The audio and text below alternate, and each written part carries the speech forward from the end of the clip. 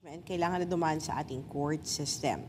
Sabihin natin na nag-issue ng warrant of arrest ang ICC, gustong i-enforce at ng Interpol dito para ito'y matuloy at hindi magkaroon ng kasuhan, kinakailangan pumunta muna sila sa korte natin at hindi ito nangyari ng arestuhin si dating Pangulong Rodrigo Duterte. Attorney Sal? Nagkakandara pa sila sa mali-maling mga payag. Hindi ba tinutuligsa natin mulat sa pulnon? Kasi tama na yung linya ni Presidente Marcos Jr. na walang jurisdiction. Pero kung ano-ano sinasabi. Pero kasi alam po ninyo, pabalik tayo palaging bumabalik sa walang jurisdiction at bumabalik sa ano ba talaga ang plano. Kasi kung ang plano mo, sirain mo yung mag-ama, gagawin mo lahat, gagamitin mo lahat na maaaring gamitin mo para i-justify yung mga maling ginagawa mo para makuha mo yung objektibo mo o kung ano talaga yung objective mo. O yan ang nangyayari.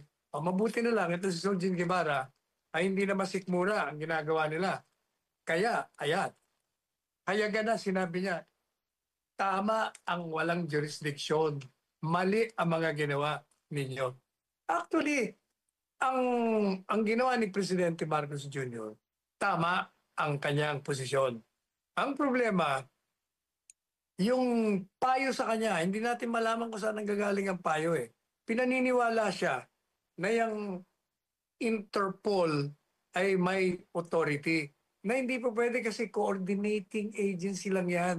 Ang trabaho lang nila, tulungan ang mga miyembrong bansa na gustong kumuha ng isang mamamayan ng isang miyembrong bansa din.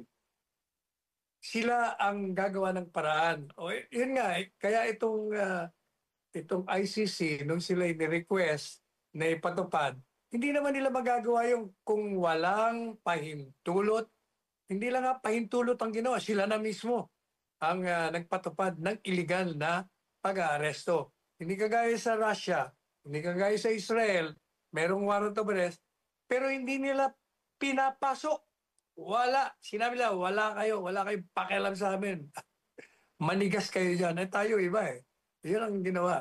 O kaya alam po ninyo, sabi nga, sa huling araw ng paghuhukom, makikita pa rin ang katotohanan at hindi nyo may tatago ito sapagkat yung liwanag ng araw ay sumisinag at lalabas ang katotohanan. Lumalabas na nga, kita nyo, umpisa na, alam nyo, umpisa na yan.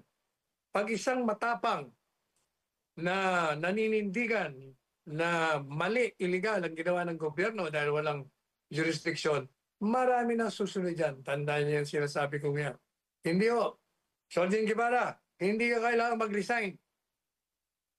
Pabayaan mong itanggalin ka ng Pangulong Marcos Jr. para ipakita mo na hindi ka natatakot mawala sa posisyon. Kailangan talaga manindigan ka, maging halimbawa ka ng tunay na public servant, naninindigan sa tinatawag na rule of law. Kaya ang suporta ko sa iyo ay naririyan. Kung kita'y pinunanon dahil mali yung ginawa mo, ngayon tamang-tama ang ginagawa mo. Yun nga. Attorney Sal, sabi ni Baste, meron ka lang resources sa gobyerno at ang termino mo, pero hindi ka mahal ang taong bayan. Napakasakit yan, Attorney Sal. Tapos ikaw ang presidente ng Pilipinas. Hindi naman walang nagmamahal sa kanya. Meron din. Siyempre, mamahalin siya ng kanyang kamag-anak. Mamahalin siya ng mga kapartido niya. Totally. Pero walang nagmamahal. ang ibig sabihin ni Baste, hindi mo makukuha ang pagmamahal na binibigay sa aking ama sapagkat makikita mo yan sa buong sulok ng mundo ay nagpapahayag ng kanilang pagsuporta kay Presidente Duterte. Yun naman ang ibig niya sabihin. Hindi maaaring wala magmamahal sa iyo. Akala ko kakantahin kang Nobody Loves Me. Ano bang tono Para hindi ko alam ang tono What's that tune? I'm not sure. Ayaw mo lang yata kumanta Hindi ko alam yung tono.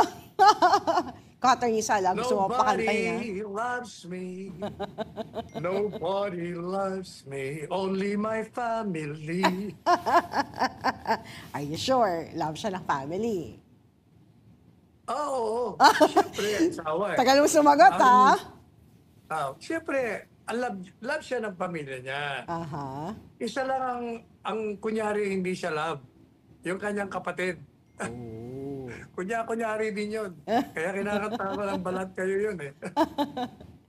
Dahil po yung mga mensahe natin mga kababayan, sabi ni Neng ng Kidapawan City. Good morning, Attorney Sal Panalo. Tanong lang, ano po bang ibang hakbang na pwedeng gawin ng Pilipino? Pwede na bang mag-asa ang Pilipino kahit magdeklara na si Marcos ng martial law? Ano pa bang kailangan mong magdeklara ng martial law? Di ba sinabi ko, this is worse than martial law. Tapos na, nandyan na. Hindi na dineklara, martial law na nga dahil pinipigilan ng taong bayan. Yung mga political commentators, gustong idemanda, tinatakot. Illegal ang ginawa nila kay Presidente Duterte. Ganyan no ang martial law. Sa panahon ng Marcos, ganyan ang ginawa. O kaya ano bang ikakatakot nyo? Saka hindi pag-aalsa ang ginagawa natin. Ginagamit natin ang garantiya ng saligang batas na pwede ho tayong lumabas, magreklamo, magpayag ng damdamin natin sa mga maling, iligal na gawain ng mga opisyalis ng gobyerno. Kaya yun yung pag-aalsa, ang ibig sabihin nun, ikaw'y mag-aalsa ng karahasan, laban sa gobyerno. Hindi ho yun. Ang ginagawa natin, tayo ay lalabas sa kalsada ng mapayapa at pinaparamdam natin kahit ginagawa ngayon ng iba't ibang lugar. Pero dapat organisado yan. Kailangan sabay-sabay yan. Kailangan talagang mapayapa yan. Para, alam nyo, kung inaantay nyo yung sandatang lakas kumilos, hindi kikilos yan. Ang ating kasaysayan, kumilos lang yan. Nung makikita nilang ubod ng dami ng tao na ayaw na sa gobyerno. Ganon din sa panahon ng tatay niya, panahon ni Erap. Kaya kung gusto nyong ang sandatang lakas, suportahan at bigay talaga tayo ng proteksyon. At mismong sandatang lakas na magsabi sa mga nakaupo, sasabihin, wala na ho kayong suporta sa gobyerno, paano ba yan? Paano namin kayo poproteksyonan? Baguhin nyo na yung estilo nyo para hindi na ho tayo magkagulo. Yan ang dapat gawin natin. Mapayapa lang tayo. Sabi naman ng isang Pero lumabas ha. Ang problema hindi nga man lumalabas eh. Pagkagaya sa liwasang Bonifacio. Pero ang napansin ko rin, kung konti man yon, kasi hindi naman konti in the sense na walang pumunta. Kasi ang bilang ko doon, mga 6,000 na 7,000 yun. Nag-umpisa yun sa kukonti. Ang problema kasi, hindi binigyan ng sapat na notisya o panahon ng mga tao makapag-prepare. Kaya yung sinasabi ko kay Jimmy Bundok, we have to organize it. We have to give them time. May mga trabaho yan. Kaya gawin natin, yung rally, kung pa pwede, 24 oras. Pero hindi na, mga 12 hours na lang. Para yung mga may trabaho, makakapunta pa rin sila pagkatapos ng trabaho nila. At bigyan mo ng notice. Kailangan mo 2 linggo.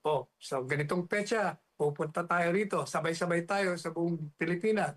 Ganun dapat. Kaya sabi ni Jimmy Bundok, yes sir, gagawin natin yan.